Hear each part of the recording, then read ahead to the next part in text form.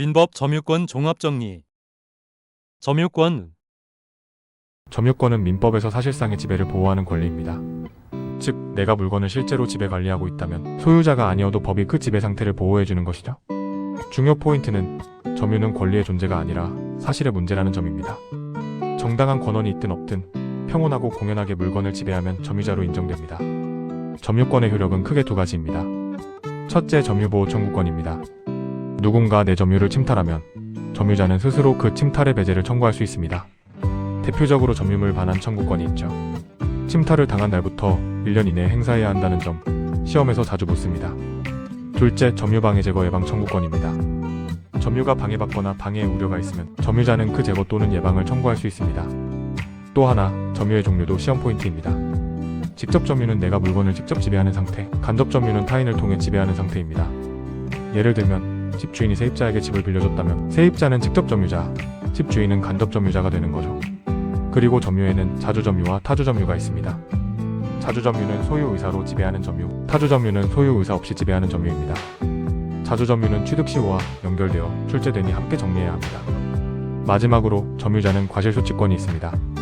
평온 공연한 점유자라면 선의악의와 관계없이 점유기간 동안 발생한 자연과실과 법정과실을 소치할 수 있다는 점 꼭 기억하세요.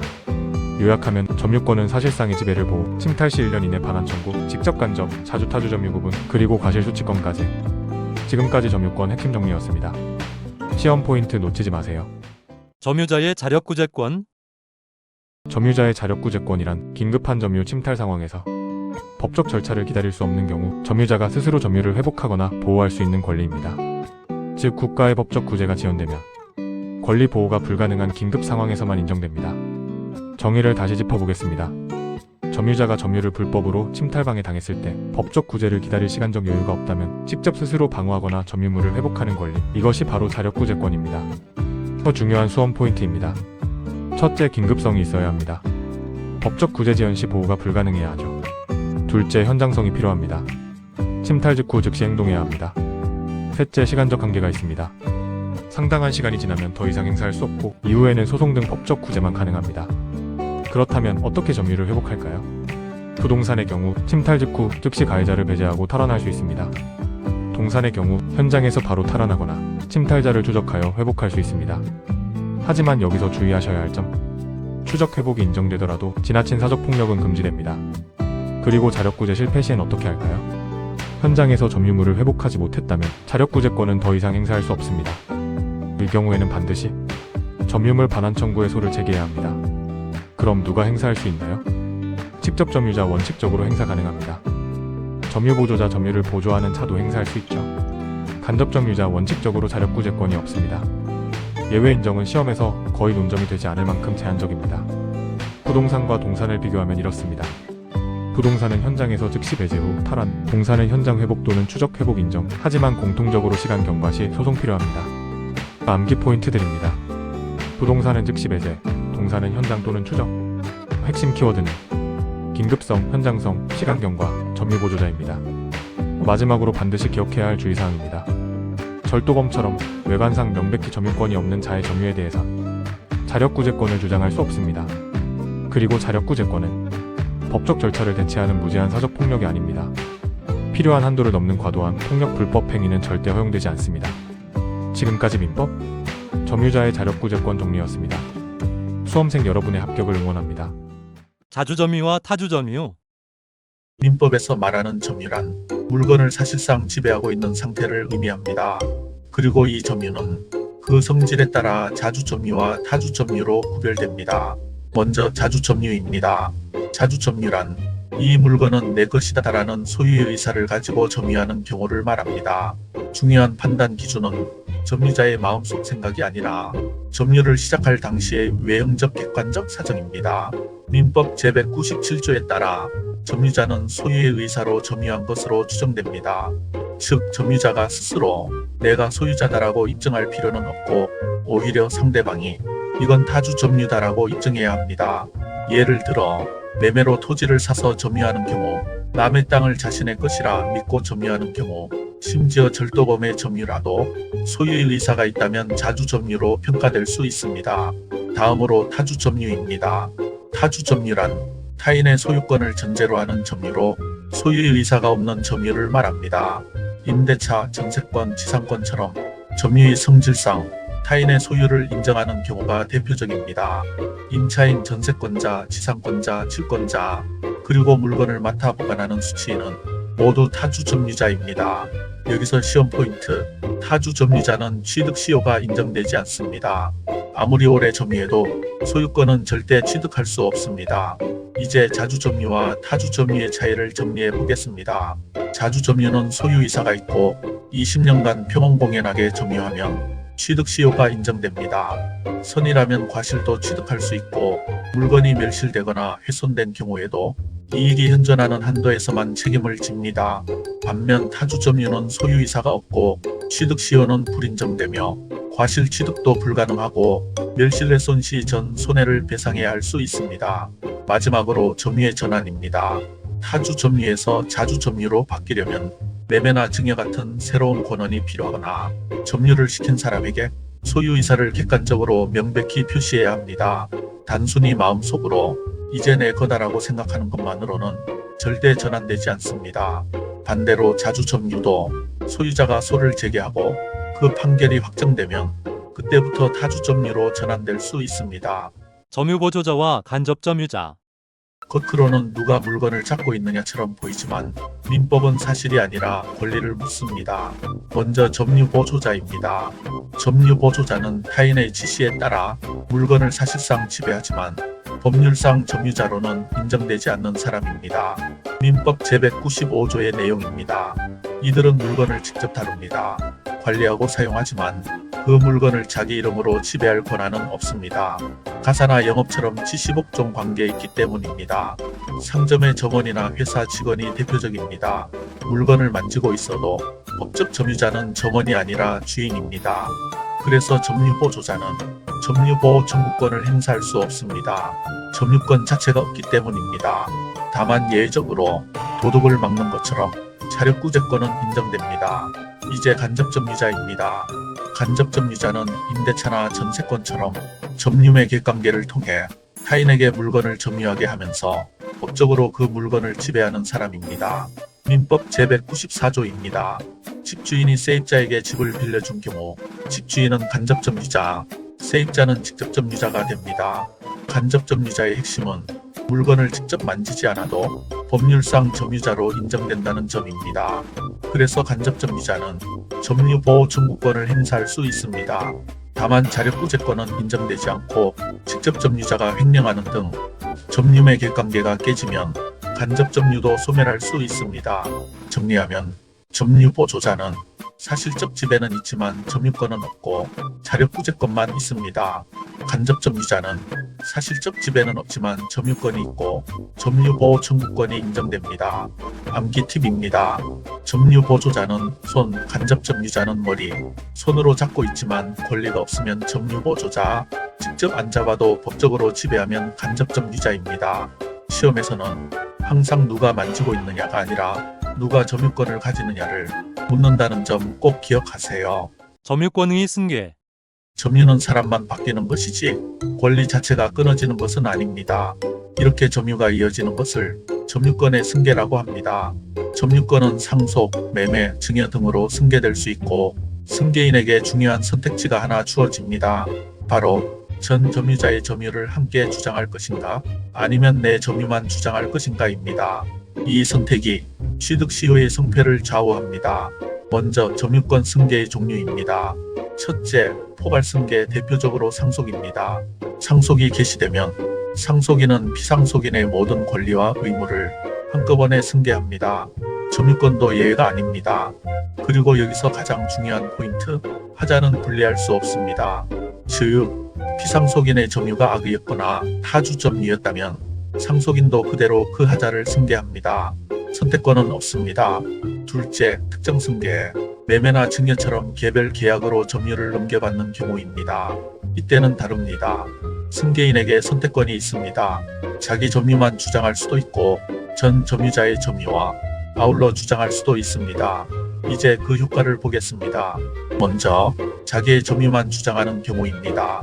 전 점유자의 점유기간이나 하자는 고려하지 않고 오직 자신의 점유만 인정받습니다. 전 점유자에게 악의나 타주 같은 하자가 있다면 이 방식이 유리합니다. 다만 점유기간이 짧아 취득 시효 완성이 어려울 수 있습니다. 다음은 전 점유자의 점유를 병합해 주장하는 경우입니다. 자신의 점유기간과 전 점유자의 점유기간을 합산할 수 있어 취득 시효 완성에 유리합니다. 하지만 반드시 기억해야 합니다. 하자도 함께 승계된다는 점입니다. 예를 들어 철수가 토지를 10년 점유했고 나승계가 다시 10년 점유했다면 나승계는 자기 10년만 주장할 수도 있고 합쳐서 20년을 주장할 수도 있습니다. 단 철수의 점유가 악이나 타주였다면 병합하는 순간 그 하자도 함께 승계됩니다. 정리합니다.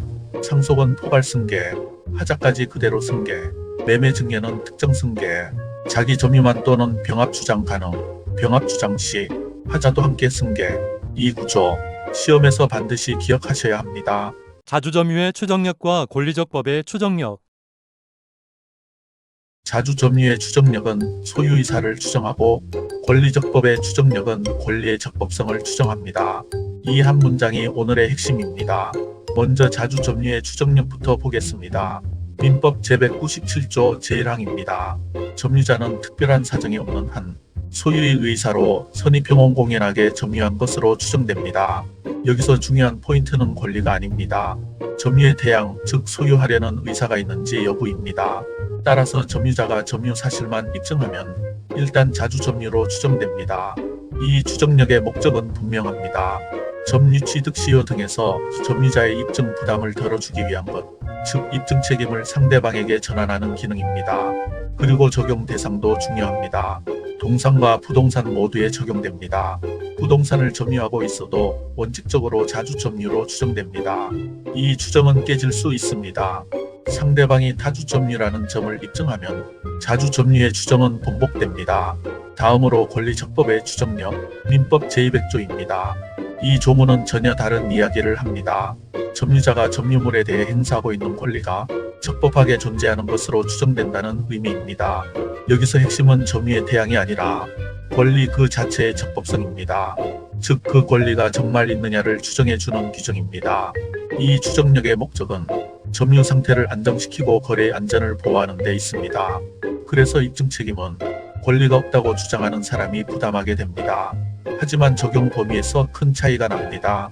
권리적법의 추정력은 원칙적으로 동산에만 적용됩니다. 부동산에서는 어떻게 될까요? 부동산은 등기제도가 존재합니다. 그래서 권리적법의 추정력은 부동산에 원칙적으로 인정되지 않고 대신 등기된 권리의 추정력이 인정됩니다. 시험에서 자주 나오는 함정입니다. 부동산 문제에서 권리 추정을 묻는다면 민법 200조를 바로 적용하면 안 됩니다. 반드시 등기의 추정력을 검토해야 합니다. 마지막으로 암기 정리입니다. 자주점유는 자, 즉 점유의 대양, 권리적법은 권, 즉 권리의 적법성, 그리고 권리적법은 주로 동산입니다. 기억하세요. 자주점유는 소유이사, 권리적법은 권리의 존재, 그리고 부동산은 등기입니다. 이 세 가지만 정확히 구분하면 이 파트는 더 이상 실수하지 않습니다. 점유자와 회복자의 관계. 점유자와 회복자의 관계란 정당한 권리 없이 물건을 점유한 자와 그 물건의 소유권을 회복한 자 사이의 법률 관계를 말합니다. 이 관계는 점유물이 진정한 소유자에게 반환될 때 성립합니다. 대표적으로 매매나 증여의 권한이 무효가 되어 점유자가 권리를 상실하고 소유자가 등기 말소나 판결로 소유권을 회복하며 점유물 반환을 요구하는 경우입니다. 여기서 가장 중요한 기준은 점유자의 선의인지 악의인지입니다. 먼저 과실취득권 민법 제201조입니다. 선의의 점유자는 본권이 있다고 정당하게 믿고 점유한 자로 점유기간 동안 발생한 천연과실이나 임대료를 취득할 수 있습니다. 반면 악의의 점유자는 권리가 없다는 사실을 알면서 점유한 자로 과실을 취득하지 못하고 이미 취득한 과실은 회복자에게 반환하거나 가액을 배상해야 합니다. 암기 포인트, 선의는 과실 취득, 악의는 반환과 배상입니다. 다음은 점유물의 멸실훼손 책임, 민법 제202조입니다. 악의의 점유자는 손해가 발생하면 손해 전부를 배상해야 합니다. 선의의 점유자는 현존 이익의 한도에서만 배상하면 됩니다. 다만 예외가 있습니다. 차용이나 임차처럼 소유의 의사가 없는 점유자는 선이라 하더라도 손해 전부를 배상해야 합니다. 이제 비용 상환 청구권 민법 제203조입니다. 먼저 필요비 점유물 보존을 위한 비용은 원칙적으로 상환 청구가 가능합니다. 다만 점유자가 과실을 취득한 경우에는 통상의 필요비는 청구할 수 없습니다. 다음은 유익비입니다. 가치를 증가시킨 비용으로 그 증가가 현재도 남아있는 경우에만 청구할 수 있습니다. 이때 회복자는 지출액과 가액 증가분 중 하나를 선택해 상환합니다. 정리합니다. 민법 제201조부터 203조는 점유자와 회복자 사이의 형평을 위한 규정입니다. 선의의 점유자는 과실 취득이 가능하고 손해배상은 제한되며 필요비와 유익비를 청구할 수 있습니다. 악의의 점유자는 과실을 반환하고 손해 전부를 배상해야 합니다. 그리고 마지막으로 꼭 기억하세요. 비용 상환 청구권은 점유물 반환이 있어야 발생합니다. 등기 회복만으로는 부족합니다. 암기 공식입니다. 선과 필요. 선의는 과실 취득, 필요비, 유익비. 악의는 과실 반환, 손해 전부 배상. 점유권의 행사. 점유권의 행사, 민법 제200조부터 제206조까지 정리합니다. 먼저 핵심 포인트입니다. 점유는 권리가 아니라 사실입니다. 그리고 점유권의 행사는 이 사실상의 지배 상태를 보호하고 회복하기 위한 법적 수단을 말합니다. 점유란 물건을 사실상 지배하는 상태입니다. 소유권이 있느냐 없느냐는 중요하지 않습니다. 실제로 지배하고 있으면 그 자체로 점유입니다. 점유권의 행사는 점유자가 침해를 받았을 때 법이 인정하는 대응 권능입니다. 대표적인 수단은 세 가지입니다. 점유보호 청구권, 자력구제, 그리고 권리적법의 추정입니다. 먼저 점유보호 청구권입니다. 핵심은 분명합니다. 본권과 무관하게 점유 자체만 보호합니다. 점유보호 청구권은 세 가지입니다. 첫째, 점유물 반환 청구권입니다. 강제로 그리고 점유자의 의사에 반해 점유가 빼앗긴 경우, 즉 침탈이 있으면 물건의 반환과 손해배상을 청구할 수 있습니다. 다만 침탈일로부터 1년 이내, 이 기간은 제척기간입니다. 둘째, 점유물 방해 제거 청구권입니다. 침탈은 아니지만 현재 점유를 방해하는 행위가 있는 경우입니다. 방해의 제거와 손해배상을 청구할 수 있고 방해 종료일로부터 1년 이내 행사해야 합니다. 셋째, 점유물 방해 예방 청구권입니다. 아직 방해는 없지만 앞으로 방해가 발생할 염려가 있는 경우 예방 조치나 담보 제공을 청구할 수 있습니다. 암기법은 간단합니다. 침탈이면 반환, 방해면 제거, 염려면 예방. 침제 예로 정리하세요. 다음은 자력구제입니다. 점유자가 스스로 점유를 방어하거나 회복하는 제도입니다. 다만 제한이 있습니다. 직접 점유자와 점유 보조자만 가능하고 간접 점유자는 인정되지 않습니다. 또한 요건은 엄격합니다. 즉시성, 필요성, 비례성, 이를 넘는 과잉행위는 민사 형사 책임으로 이어질 수 있습니다. 마지막으로 권리적법의 추정입니다. 민법 제200조 매우 중요합니다. 평온공연한 점유는 적법한 점유로 추정됩니다. 이 추정은 동산에서 특히 중요하고 부동산은 등기에 의한 추정이 중심입니다. 정리합니다. 점유는 사실이고 점유권의 행사는 그 사실을 지키는 법적 장치입니다. 복권과 분리해 침해 유형별로 정확히 구분하는 것이 시험의 핵심입니다. 민법 소유권 종합정리. 소유권. 소유권은 물건을 직접적, 배타적, 전면적으로 지배해서 사용, 수익, 처분할 수 있는 가장 강력한 물권입니다. 사유재산 제도의 근간이며 물권 중에서도 가장 포괄적인 권리죠. 소유권의 핵심 3대 권능은 사용, 수익, 처분입니다. 즉 소유자는 법률의 범위 내에서 물건을 쓰고 이익을 얻고 팔거나 줄 수 있어요. 소유권의 배타성 때문에 타인이 침해하면 반환 청구 같은 물권적 청구권을 행사할 수 있습니다. 그리고 소유권은 항구성을 가지므로 존속기간 제한이 없고 소멸시효도 적용되지 않습니다. 수험 한 줄 암기. 소유권 직접적 배타적 전면적 지배 사용 수익 처분. 소유권의 제한도 반드시 기억해야 합니다. 절대적 권리지만 법률, 공익, 계약 등에 의해 제한될 수 있어요. 먼저 민법상 제한으로는 상린관계 규정 경계, 1조, 배수 같은 인접 토지 문제와 권리남용금지 원칙이 있습니다. 다음은 공법상 제한입니다. 국토계획법, 건축법, 농지법 같은 공법 규제로 토지의 사용과 처분이 제한될 수 있어요. 또 제한물권에 의한 제한도 있습니다. 지상권, 전세권, 처당권은 소유자의 권능 일부를 제한하죠. 소유권의 취득과 상실은 등기가 키워드입니다. 취득 방법부터 볼게요. 법률행위 매매, 증여, 교환으로 취득 가능하고 부동산은 반드시 등기해야 소유권이 완성됩니다. 상속은 피상속인 사망 즉시 소유권 취득, 점유 취득 시효는 부동산 20년 평온 공연 점유로 완성. 하지만 취득 후 등기가 필요하다는 점 꼭 확인하세요. 또 선점, 습득, 발견도 취득 방법입니다. 무주물 선점, 유실물 습득, 매장물 발견이 해당되죠. 이제 상실 방법입니다. 양도 계약으로 이전, 멸실 물건 파괴 시 권리 소멸, 수용 공익사업 강제 취득, 보상금 지급 후 소유권 상실입니다. 또 다른 사람의 취득 시효 완성으로 소유권을 실질적으로 잃을 수도 있습니다. 부동산 수험 팁. 부동산 소유권의 취득 이전 상실 등기 여부가 핵심. 등기법적 안정성 확보 수단. 이상 민법 물권의 정점.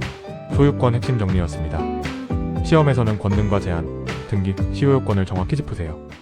상인관계, 상린관계. 이 개념은 이웃한 부동산 사이의 중도를 예방하기 위한 민법의 안전장치입니다. 민법은 토지 소유권을 절대적인 권리로 보지 않습니다. 인접한 토지와 함께 존재하는 권리로 보고 서로 양보하고 조정하도록 규율합니다. 이것이 바로 상린관계이고 민법 제216조부터 제244조까지 규정되어 있습니다. 핵심 목적은 두 가지입니다. 첫째, 이웃 간 분쟁 예방. 둘째, 토지의 합리적 이용입니다. 그리고 기억할 점, 상린관계는 소유자만의 규정이 아닙니다. 지상권자, 전세권자처럼 적법하게 토지를 이용하는 사람에게도 그대로 적용됩니다. 먼저 주의 토지 통행권입니다. 자기 토지가 공로에 직접 통하지 않는 경우 공로로 나가기 위해 이웃 토지를 통행할 수 있는 권리입니다. 다만 무제한은 아닙니다. 통행은 최소한의 범위에서만 인정되고 통로 위치도 손해가 가장 적은 곳이 원칙입니다. 다음은 수도 전기 등 시설권입니다.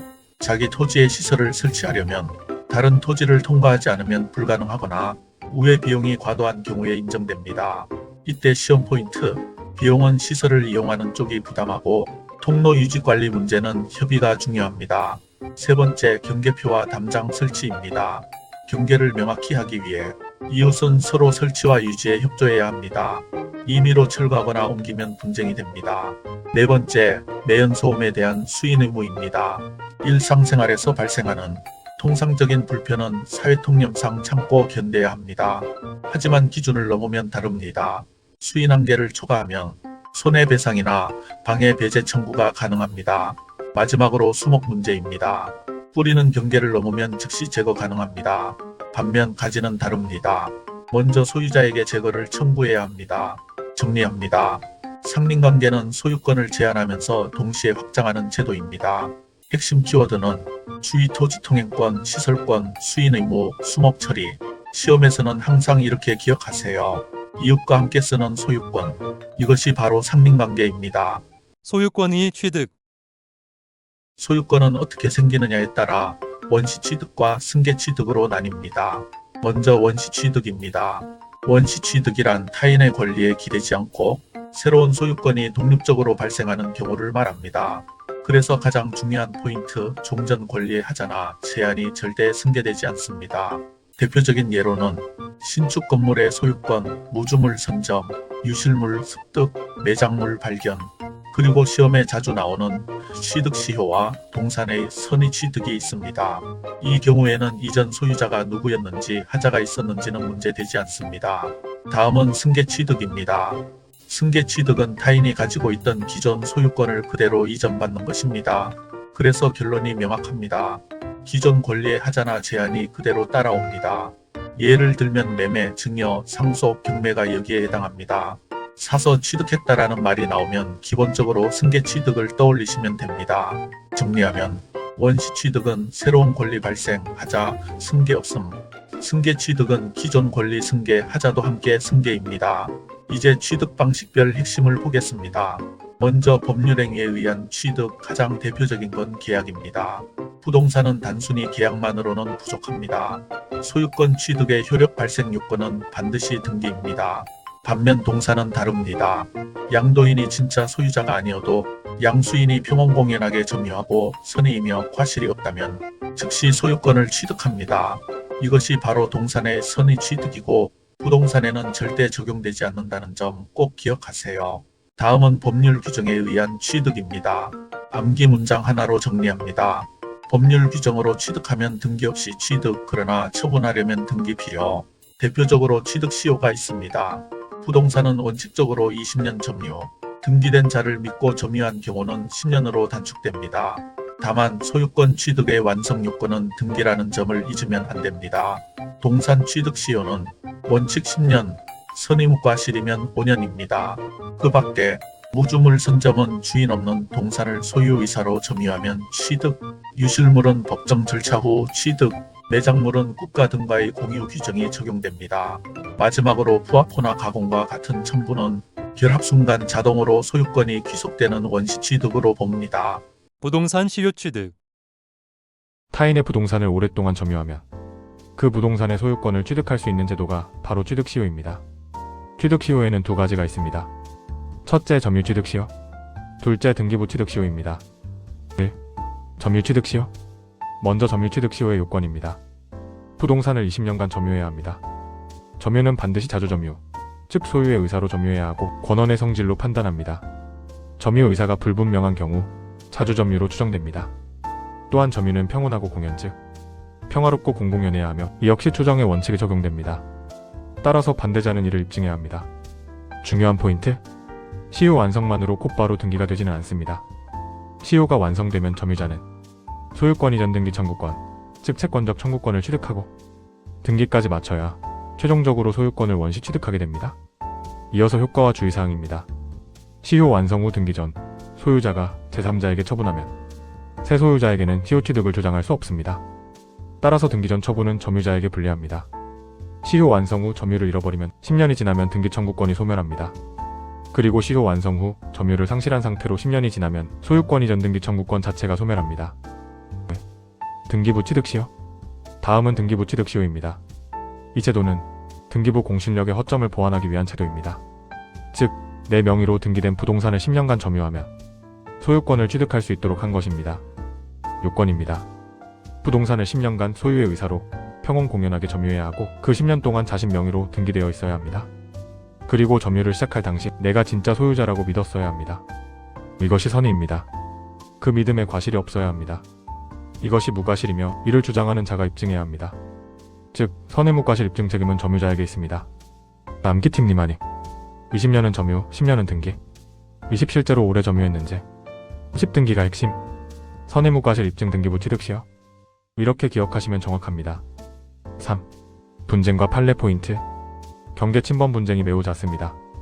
지적도와 실제 경계가 다르면 점유 범위가 문제되므로 경계 확인이 필수입니다. 자주점유 인정 여부가 소송의 가장 큰 쟁점입니다. 그리고 시효 완성 후 매수 제의를 했다는 사정만으로 자주점유를 포기한 것으로 보지 않는 판례도 있습니다. 다만 구체적 사정에 따라 달라질 수 있으니 주의해야 합니다. 이상 민법 부동산 취득 시효 핵심 정리였습니다. 시험에서는 기간, 자주점유, 등기, 선의무과실, 입증 책임을 정확히 구분해 기억하셔야 합니다. 첨부에 의한 소유권 취득.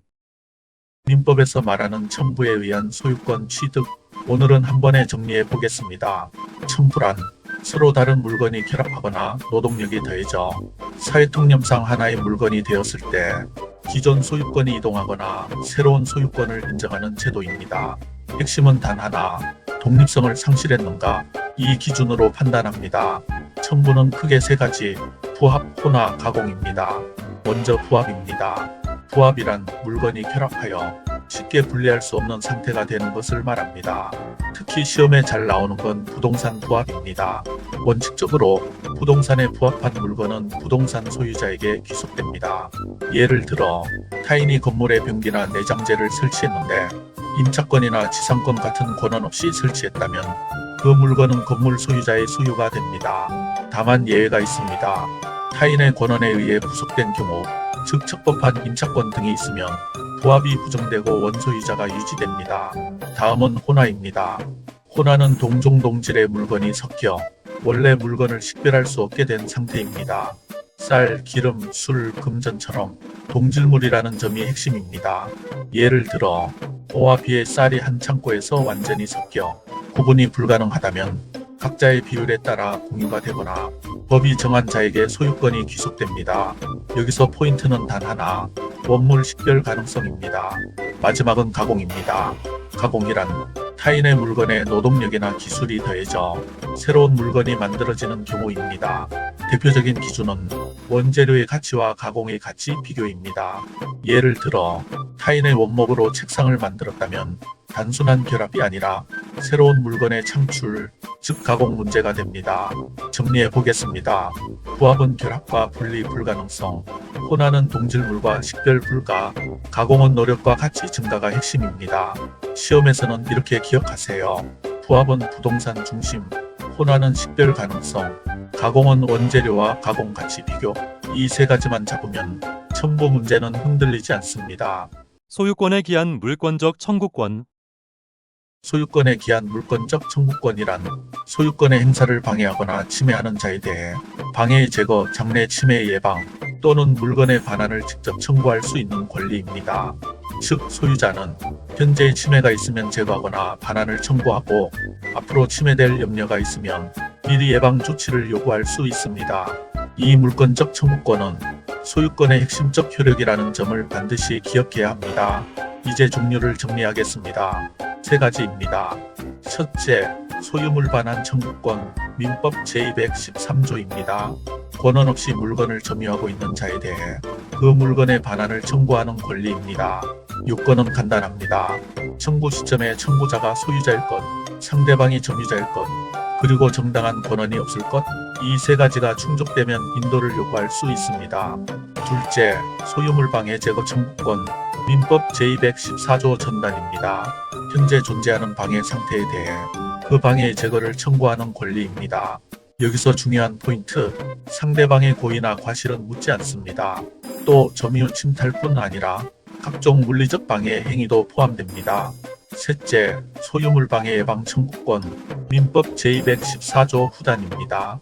아직 침해는 발생하지 않았지만 장래에 침해될 염려가 있을 때 예방 조치나 손해배상 담보를 요구할 수 있습니다. 실제 침해가 없어도 행사 가능하다는 점 시험에서 자주 나옵니다. 행사 주체와 상대방도 정리합니다. 이 권리는 현재 소유자만 행사할 수 있습니다. 전 소유자는 행사할 수 없습니다. 상대방은 현재 침해자 또는 침해할 가능성이 있는 자입니다. 그리고 소멸시효 원칙적으로 적용되지 않습니다. 따라서 기간 제한 없이 청구 가능합니다. 마지막으로 예시입니다.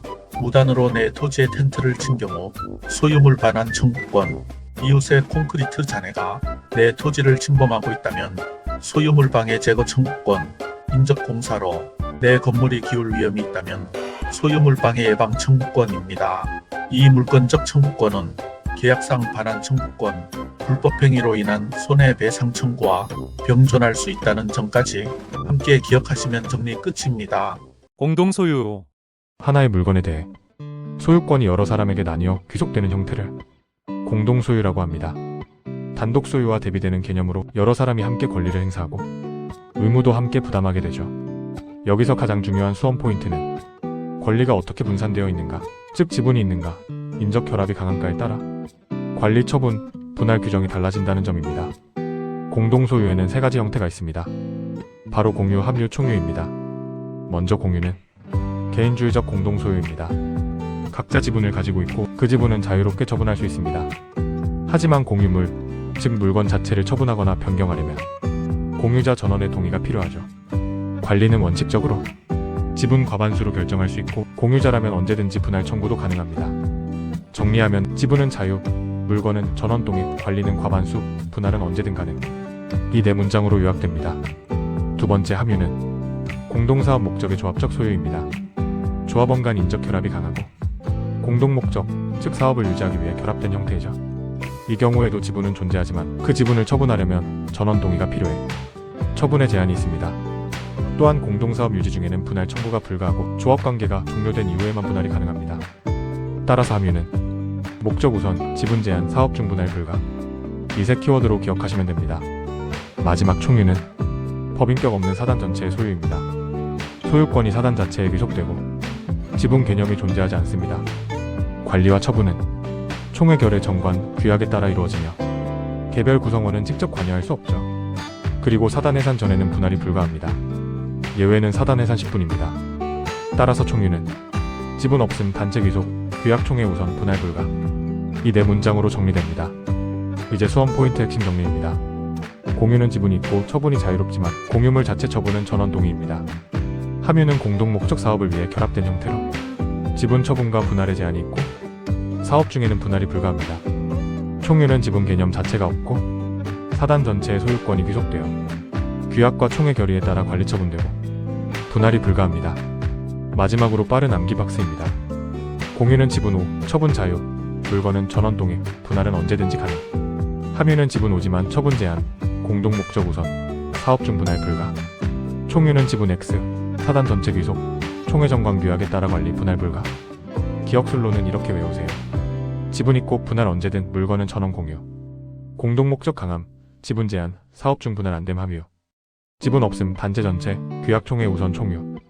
이상 민법 물권편의 공동소유 3형태였습니다. 시험에서는 지분, 처분, 관리, 분할 가능 시점 이 네 가지를 정확히 비교해 출제된다는 점 꼭 기억하세요. 공유물 분할 청구권과 매도인의 담보 책임은 공유물 분할 청구권부터 정리하겠습니다. 공유물 분할 청구권이란 공유자라면 누구든지 공유관계를 계속 유지하지 않고 자신의 지분을 단독 소유로 바꾸기 위해 공유물의 분할을 청구할 수 있는 권리입니다. 이 권리는 민법 제268조와 제269조에 근거하며 다른 공유자의 동의가 없어도 행사할 수 있고 합의가 되지 않으면 법원에 청구할 수 있습니다. 분할의 원칙은 현물 분할입니다. 즉, 물건을 실제로 나누어 각자가 단독 소유하는 방식입니다. 하지만 현물 분할이 곤란하면 경매로 매각한 뒤 대금을 지분 비율대로 나누게 됩니다. 여기서 중요한 연결 포인트가 나옵니다. 공유물 분할은 매매가 아닙니다. 계약도 없고 매도인 매수인도 없습니다. 그런데도 분할 결과 누군가 단독 소유하게 된 물건에 하자가 있다면 문제가 됩니다. 이때 적용되는 법리가 바로 매도인의 담보 책임입니다. 매도인의 담보 책임이란 매도한 목적물의 하자나 권리의 흠결이 있을 경우 매도인이 부담하는 책임을 말합니다. 근거는 민법 제570조 이하입니다. 공유물 분할의 경우 분할로 물건을 취득한 공유자는 형식상 매수인은 아니지만 다른 공유자에 대하여 매도인과 동일한 담보 책임을 부담합니다. 예시로 정리해 보겠습니다. A와 B가 건물을 2분의 1씩 공유하다가 분할하여 A는 1층, B는 2층을 단독 소유하게 되었습니다. 그런데 B가 취득한 2층에 중대한 하자가 있었다면 A는 자신의 지분 2분의 1 범위에서 B에게 담보 책임을 부담합니다. 전부 책임지는 것이 아니라 반드시 지분 비율만큼만 책임진다는 점 시험에서 자주 나옵니다. 정리하면 이렇습니다. 공유자는 언제든지 다른 공유자 전원을 상대로 공유물 분할 청구를 할 수 있고 분할 결과 단독 소유를 취득하면 그 물건의 하자에 대해 지분 비율에 따라 매도인과 같은 담보 책임을 부담합니다. 분할이 현물 분할이든 경매 분할이든 담보 책임 발생 여부에는 영향이 없다는 점도 함께 기억하셔야 합니다. 이 논점은 분할은 매매가 아니다와 책임은 매도인과 같다를 같이 묻는 전형적인 함정 포인트입니다. 민법 용익물권 종합정리 지상권 지상권, 즉 타인의 토지 위나 아래를 사용할 수 있는 권리입니다. 건물, 공작물, 그리고 수목을 소유할 목적으로 타인의 토지를 이용하는 대표적인 용익물권 중 하나죠. 지상권의 성격은 용익물권입니다. 이 말은 토지 소유자의 사용 수익 권리를 제한하면서도 지상권자는 그 토지를 직접 지배하여 사용할 수 있다는 의미입니다. 설정 방식은 간단합니다. 토지 소유자와 지상권자 사이의 설정 계약으로 성립합니다. 즉 당사자 간 계약의 핵심입니다. 사용 범위는 매우 넓습니다. 지표면은 물론이고 지상공간, 지하공간까지 설정할 수 있습니다. 다만 수목 소유 목적의 지상권에서는 토지를 상하로 나누어 쓰는 구분 지상권을 설정할 수 없습니다. 지상권은 무상으로도 유상으로도 설정 가능합니다. 유상 설정의 경우 지료를 받을 수 있죠. 하지만 여기서 중요한 시험 포인트, 지상권자가 지료를 2년 이상 연체하면 토지 소유자는 지상권 소멸 청구를 할 수 있습니다.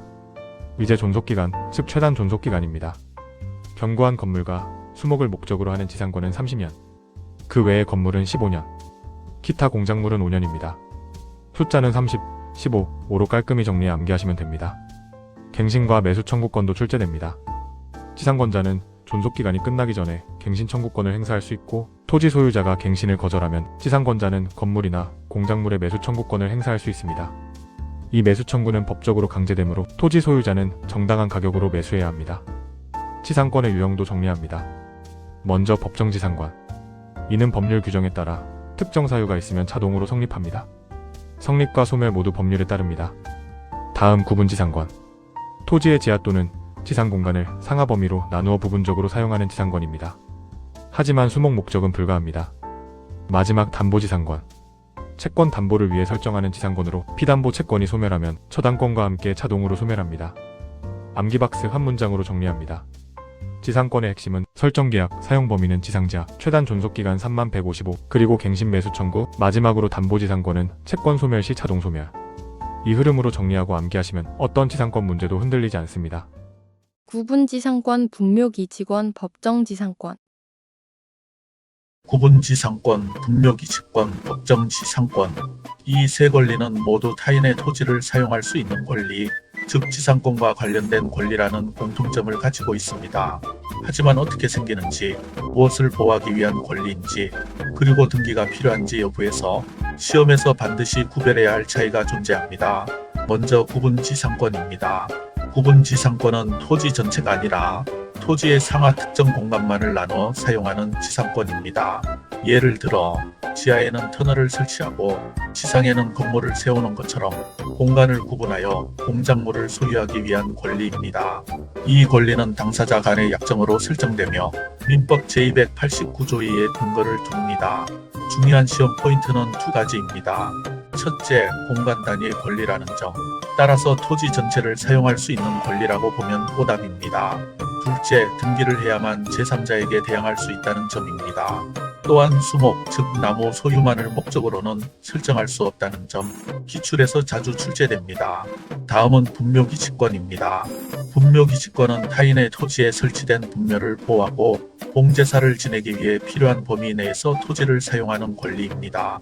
이 권리는 관습법상 물권으로 인정되며 토지 소유자의 명시적 또는 묵시적 승낙 또는 20년간 평온하고 공연한 점유로 성립할 수 있습니다.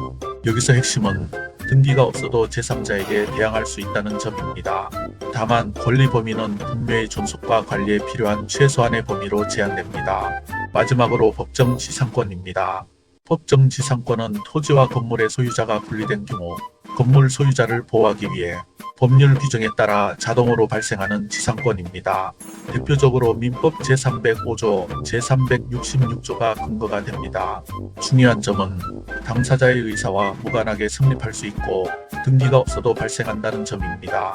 법정지상권은 강행 규정적 성격을 가지며 건물 철거를 방지하고 건물 이용을 보장하는 데 목적이 있습니다. 정리해 보겠습니다. 구분지상권은 공간을 나눠 사용하는 약정지상권 등기 필요, 분묘기지권은 분묘 보호를 위한 관습법상 물권 등기 불필요, 법정지상권은 법이 자동으로 인정하는 건물보호장치 등기 없이 성립. 지역권.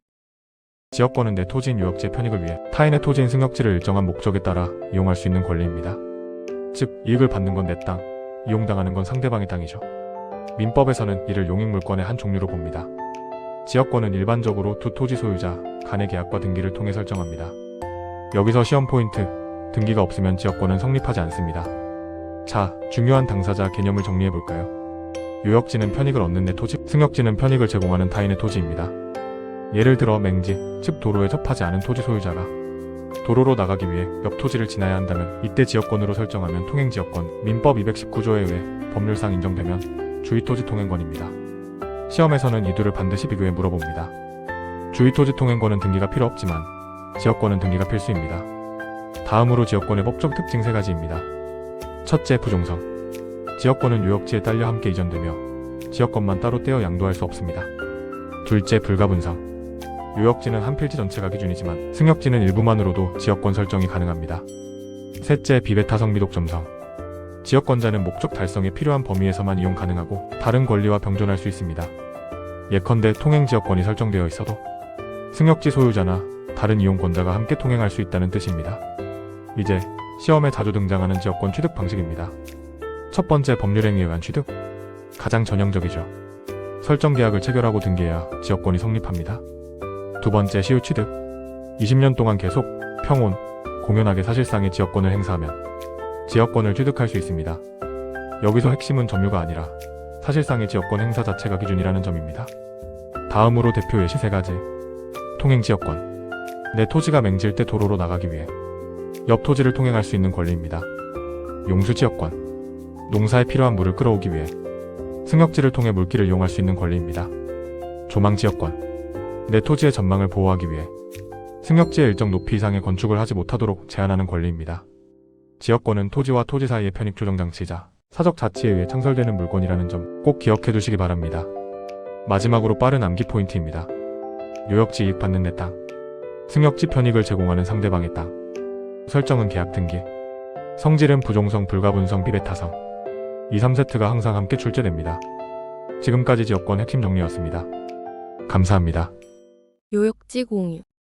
지역권이란 자기 토지인 요역지의 편익을 위해 타인의 토지인 승역지를 이용하는 물권입니다. 그런데 이 요역지가 공유인 경우 일반적인 공유와는 다른 특유의 법률 관계가 발생합니다. 핵심 키워드는 바로 지역권의 불가분성입니다. 먼저 지역권의 귀속 구조부터 보겠습니다. 요역지가 공유라면 지역권은 공유자 각자의 지분별로 나뉘는 것이 아니라 공유자 전원에게 일체로 귀속됩니다. 즉 지역권은 나눌 수 없는 하나의 권리입니다. 이 불가분성 때문에 취득 단계에서 중요한 효과가 나타납니다. 공유자 1인만 지역권을 취득해도 그 효력은 공유자 전원에게 확장됩니다. 한 사람이 취득하면 전원이 함께 가진다. 이게 바로 취득의 확장성입니다. 다음은 소멸시효와 관련된 부분입니다. 공유자 중 1인이 지역권을 행사해서 소멸시효를 중단하거나 정지시키면 그 효과 역시 모든 공유자의 지역권을 함께 유지시킵니다. 시효도 역시 한 사람이면 전체의 효력입니다. 하지만 여기서 방향이 완전히 달라지는 부분이 있습니다. 바로 소멸행위입니다. 공유자 1인은 자기 지분만을 근거로 지역권을 임의로 소멸시킬 수 없습니다. 왜냐하면 지역권은 공유자 전원의 권리이기 때문입니다. 취득과 시효는 1인이 가능하지만 소멸은 절대 1인으로 안됩니다. 다음은 등기 신청자입니다. 지역권 등기는 요역지 소유자뿐만 아니라 요역지에 대한 지상권자나 전세권자도 신청 가능합니다. 이 부분은 지문에서 자주 헷갈리는 포인트입니다. 마지막으로 소송 형태입니다. 요역지 공유와 관련된 지역권 취득 소송은 반드시 필수적 공동소송입니다. 즉, 공유자 전원이 함께 당사자가 되어야 하고 1인 단독 소송은 허용되지 않습니다. 이제 암기 포인트 정리합니다. 취득시효 중단은 1인이면 전체, 소멸행위는 1인이면 안된다. 그리고 소송은 필수적 공동소송, 공유자 전원 참여, 시험에서 가장 많이 틀리는 함정, 다시 한번 강조합니다. 공유자 1인이 취득하면 전원에게 효력 있음, 하지만 공유자 1인이 소멸시키려 하면 전원에게 영향 없음, 소멸 불가. 이 대비 구조 반드시 머릿속에 그려두셔야 합니다. 특수지역권. 특수지역권이란 특정 지역의 주민들이 집합체의 관계로 타인의 토지에서 수익을 얻는 권리를 말합니다. 민법 제302조에 규정되어 있습니다. 한 줄로 정리하면 주민이라는 사람의 집합이 타인 토지에서 공동으로 수익을 얻는 권리입니다. 첫 번째 포인트는 권리의 주체입니다. 특수지역권의 주체는 개별 주민이 아니라 해당 지역에 속한 주민 집합체 전체입니다. 따라서 개인이 단독으로 처분하거나 행사할 수 없습니다. 두 번째는 타인의 토지 이용입니다. 이 권리는 반드시 다른 사람 소유의 토지, 즉 승역지에서 행사됩니다. 자기 토지가 아니라는 점이 중요합니다. 세 번째는 수익의 내용입니다. 초목, 야생물, 토사, 채취, 방목 등 토지에서 발생하는 자연적 이익이 대상이 됩니다. 네 번째는 총유적 성격입니다. 여러 사람이 함께 보유하는 권리로 공유보다 총유에 가까운 구조를 가집니다. 다섯 번째는 관습성입니다. 특수지역권은 주로 오랜 공동관행, 즉 관습에 의해 인정되며 이 경우 등기 없이도 효력이 발생할 수 있습니다. 이제 일반 지역권과 비교해 보겠습니다. 일반 지역권은 토지와 토지 사이의 권리입니다. 요역지 소유자가 승역지 토지로부터 편익을 얻는 구조입니다. 반면 특수지역권은 사람, 즉 주민 집합체가 중심입니다. 일반 지역권은 계약이나 등기를 통해 성립하는 경우가 많고 등기부로 확인이 가능합니다. 하지만 특수지역권은 관습에 의한 경우가 많아 등기부에 나타나지 않을 수 있습니다. 양도와 상속에서도 차이가 납니다. 일반 지역권은 성질에 따라 양도 상속이 가능하지만 특수지역권은 특정 지역 주민 집합에 귀속되어 개인의 자유로운 양도는 제한됩니다. 마지막으로 실무 포인트입니다. 특수지역권은 과거 농촌, 어촌의 공동이용 관행에서 출발했기 때문에 현대에는 사례가 많지 않습니다. 그러나 존재한다면 부동산 거래나 경매에서 리스크가 됩니다. 따라서 등기부만 믿지 말고 현지 조사와 관습 존재 여부 확인이 중요합니다. 정리하면 특수지역권은 인여권적 성격, 총류적 구조, 관습에 의한 성립이 핵심입니다. 시험에서는 일반 지역권과 대비해 토지 중심이냐, 사람 중심이냐로 판단하시면 됩니다. 전세권. 전세권이란 전세금을 지급하고 타인의 부동산을 일정 기간 점유하면서 사용하고 수익할 수 있는 물건입니다. 이 제도는 전세금을 맡긴 사람의 권리를 강력히 보호하기 위해 존재하며 반드시 등기해야만 효력이 발생합니다. 계약만으로는 부족합니다. 등기가 열쇠입니다. 전세권은 물건이기 때문에 소유자가 바뀌어도 즉 집이 팔려도 새 소유자에게도 그대로 권리를 주장할 수 있습니다. 이것이 바로 전세권의 대항력입니다. 전세권자는 우선 변제권을 가집니다. 계약이 끝났는데도 전세금을 돌려받지 못하면 직접 경매를 신청할 수 있고 다른 채권자보다 먼저 돈을 돌려받을 권리가 있습니다. 그리고 중요한 포인트, 전세권자는 소송 없이도 경매 신청이 즉시 가능합니다. 또한 전세권은 용익물권이면서도 전세금 반환을 보장하기 위한 담보물권적 성격도 같습니다. 사용수익 전세금 담보, 이 두 가지 성격을 동시에 기억하셔야 합니다. 전세권 성립 요건은 세 가지입니다. 첫째, 전세권 설정 계약이 있어야 하고, 둘째, 등기는 필수이며, 셋째, 전세금 지급이 필요합니다. 그리고 자주 출제되는 함정, 목적물의 인도는 성립 요건이 아닙니다. 또한 인도받지 않아도 등기만 하면 대항력이 생깁니다. 실무 포인트도 정리합니다. 주택의 전세는 대부분 주택임대차보호법의 보호를 받기 때문에 전입신고 확정일자로도 전세권 등기와 유사한 효력을 얻을 수 있습니다. 그래서 실제로 전세권 등기 설정은 드물고 보증금 규모가 큰 상가 임대차에서 주로 활용됩니다. 비교 암기 팁입니다. 전세권 등기해야 효력 발생, 임차권 계약만으로 성립. 마지막으로 핵심 비교를 문장으로 풀어드립니다. 전세권은 물권이라서 소유자 변경에도 영향을 받지 않지만 임차권은 채권이므로 원칙적으로 계약 상대방에게만 주장 가능합니다. 대항력 발생 시점도 다릅니다. 전세권은 등기 즉시 대항력이 생기고 임차권은 주택이면 전입신고 시, 상가면 사업자 등록 다음날 대항력이 발생합니다. 우선 변제권은 전세권은 등기할 때, 임차권은 확정일자를 갖출 때 생깁니다. 경매 신청에서 가장 큰 차이는 전세권자는 판결 없이 즉시 경매 신청 가능, 임차권자는 판결문이 있어야 경매 신청 가능하다는 점입니다. 그리고 집주인 동의 여부, 전세권은 동의 등기 협력 필요, 임차권은 동의 없이도 효력 발생합니다. 수험 포인트 요약. 전세권은 등기해야 효력 발생, 소송 없이 경매 신청 즉시 가능, 인도는 성립 요건 아님, 실무는 상가에서 주로 활용, 전세권과 임차권은 물권 vs 채권의 차이로 접근. 전세권 존속기간. 전세권의 존속기간은 원칙적으로 최대 10년입니다. 민법 제312조에 따라 당사자 사이에 10년을 넘는 약정을 하더라도 그 초과 부분은 효력이 없고 법률상 자동으로 10년으로 단축됩니다. 따라서 전세권을 15년으로 설정했다는 지문은 바로 오답 처리해야 합니다. 다음으로 건물 전세권의 최단기간 보호입니다. 건물에 관한 전세권은 당사자가 1년 미만으로 약정하더라도 법은 이를 그대로 인정하지 않습니다. 이 경우 존속기간은 1년으로 간주됩니다. 이는 건물 전세권에만 적용되는 규정으로 임대차보호법의 2년 규정과는 전혀 다른 문제입니다. 반면 토지 전세권은 다릅니다. 토지 전세권에는 최단기간에 대한 제한이 없습니다. 따라서 토지 전세권은 전적으로 당사자의 약정에 따릅니다.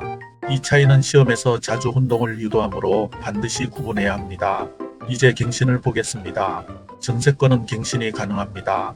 하지만 중요한 점은 갱신 후에도 다시 10년이 한도라는 것입니다. 기존 기간과 합산해서 10년이 아니라 갱신된 시점부터 새로 최대 10년까지만 가능하다는 점을 기억하세요. 마지막으로 법정갱신, 즉 묵시적 갱신입니다. 갱신 거절 통지가 적법한 시기에 이루어지지 않으면 법정갱신이 인정될 수 있습니다. 이 경우 전세권의 존속기간은 기간에 정함이 없는 전세권으로 보게 됩니다. 기간에 정함이 없으면 어떻게 될까요? 각 당사자는 언제든지 소멸 통고를 할 수 있고 그 통고가 상대방에게 도달한 날부터 6개월이 지나면 전세권은 소멸합니다. 정리합니다. 전세권 존속기간의 핵심은 4가지입니다. 첫째, 최대 10년. 둘째, 건물 전세권은 최단 1년 보호. 셋째, 갱신 후에도 다시 10년 한도. 넷째, 법정갱신이면 기간에 정함 없음, 소멸 통고 후 6개월. 이 4가지만 정확히 기억하시면 전세권 존속기간 문제는 충분히 정복할 수 있습니다. 전세권자의 의무와 전세권의 처분. 전세권자는 단순한 사용자가 아니라 물권자입니다. 그래서 의무는 엄격하게, 처분은 비교적 자유롭게 인정됩니다. 먼저 전세권자의 의무부터 보겠습니다. 전세권자는 전세 목적물의 현상을 유지하고 통상의 수선을 할 의무를 집니다. 정부 교체, 경미한 배관 보수처럼 일상적이고 필수적인 관리 수준이 핵심 포인트입니다. 구조 변경이나 대수선까지 포함되는 것은 아닙니다. 또한 선량한 관리자의 주의 의무가 적용됩니다. 즉, 자기 물건처럼 조심스럽게 사용 수익해야 합니다. 다음은 용도 준수 의무입니다. 목적물은 정해진 용도에 따라 사용해야 하고, 이를 위반하면 설정자는 전세권 소멸을 청구할 수 있습니다. 전세권이 기간 만료 등으로 소멸하면 전세권자는 목적물을 반환하고 전세권 말소 등기를 해야 하며, 이 의무는 전세금 반환과 동시 이행 관계에 있습니다. 시험에서는 항상 말소 등기 전세금 반환을 세트로 기억하세요. 전세권자의 책임으로 목적물이 훼손되었다면 손해배상 책임도 당연히 부담합니다. 이제 전세권의 처분입니다. 전세권은 물권이기 때문에 원칙적으로 설정자의 동의 없이도 처분 가능합니다. 첫째, 양도. 전세권 자체를 제3자에게 이전할 수 있고, 양수인은 양도인의 권리와 의무를 그대로 승계합니다. 둘째, 전전세나 전대. 전세 목적물을 다시 전세로 주거나 임대하는 것도 가능합니다. 다만 이로 인해 손해가 발생하면 전세권자가 책임을 집니다. 셋째, 담보 제공. 전세권은 독자적인 담보 가치가 있어 저당권 설정 등 담보로 제공할 수 있습니다. 넷째, 포기. 전세권자의 포기는 가능하지만 실제 효력은 등기 등 절차적 요건에 따라 달라집니다. 다만 중요한 제한이 하나 있습니다. 처분금지 특약은 당사자 간에는 유효하지만 제3자에게 대항하려면 반드시 등기가 필요합니다. 마지막으로 시험 함정 정리입니다. 임차권과 전세권을 헷갈리지 마세요. 임차권은 처분 제한이 많지만 전세권은 물권이라 처분이 원칙적으로 자유롭습니다. 또 하나, 전세금 반환 채권의 분리양도, 전세권 존속 중인지 소멸 후인지 시점을 반드시 확인해야 합니다. 그리고 가장 자주 나오는 문장, 전세권 말소 등기 의무와 전세금 반환은 동시이행 관계다. 이 문장 그대로 외워두시면 됩니다. 전세권의 소멸 원인. 전세권의 소멸 원인, 시험에서 자주 헷갈리는 부분입니다. 지금부터 법정, 약정 사유별로 흐름이 끊기지 않게 정리해드리겠습니다. 먼저 자동으로 소멸하는 경우부터 보겠습니다. 첫째, 존속기간 만료입니다. 약정한 전세기간이 끝나면 별도의 절차 없이 전세권은 당연히 소멸합니다. 임대차와 달리 전세권에는 갱신 청구권이 없다는 점 반드시 기억하셔야 합니다. 둘째, 목적 부동산의 전부 멸실입니다. 건물이 완전히 멸실된 경우에만 전세권이 소멸하고 일부 멸실만으로는 소멸하지 않습니다. 셋째, 혼동입니다.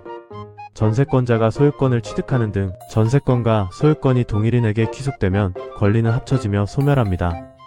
넷째, 우선하는 저당권의 실행, 즉 경매입니다. 전세권보다 우선하는 저당권이 실행되어 경매가 이루어지면 전세권은 경락과 함께 사실상 자동으로 소멸합니다. 다섯째, 토지 수용 등 공용징수입니다. 국가나 공공기관에 의해 목적물이 수용되면 전세권 역시 자동으로 소멸합니다. 이제 자동으로는 소멸하지 않는 경우입니다. 첫째, 전세권의 포기입니다. 이는 전세권자의 일방적 의사표시나 당사자 간 합의가 있어야 소멸합니다. 둘째, 소멸 청구입니다. 설정계약이나 건물의 용법상 사용수익이 불가능한 경우 전세권자는 소멸을 청구할 수 있고 청구가 있어야 소멸합니다. 마지막으로 시험 단골인 존속기간, 미약정의 경우입니다. 이때는 당사자 일방이 소멸을 통고해야 하고 통고 즉시가 아니라 6개월이 경과한 후에 전세권이 소멸합니다. 정리합니다.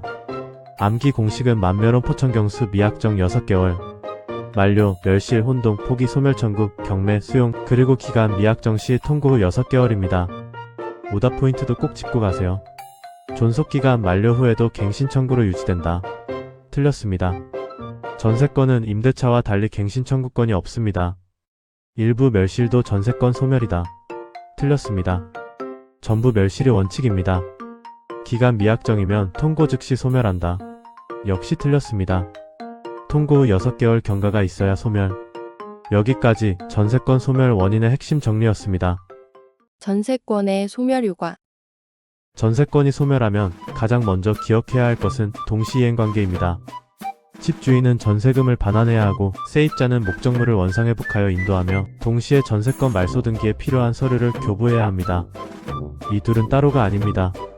전세금 반환과 목적물 인도, 그리고 말소 서류 교부는 서로 맞물린 동시이행입니다. 다음으로 용익물권적 권능의 소멸입니다. 전세권은 사용 수익을 내용으로 하는 물건이기 때문에 존속기간이 만료되면 등기 말소가 없어도 사용하고 수익할 권능은 당연히 소멸합니다. 여기서 중요한 함정, 용익물권은 소멸해도 모든 권리가 사라지는 것은 아닙니다. 바로 담보적 성격의 유지입니다. 전세권은 전세금 반환을 담보하는 기능을 함께 가지죠. 그래서 전세금이 아직 반환되지 않았다면 전세권자는 경매청구권, 우선 변제권과 같은 담보적 권리를 계속 행사할 수 있습니다. 시험에서는 이 부분을 자주 묻습니다.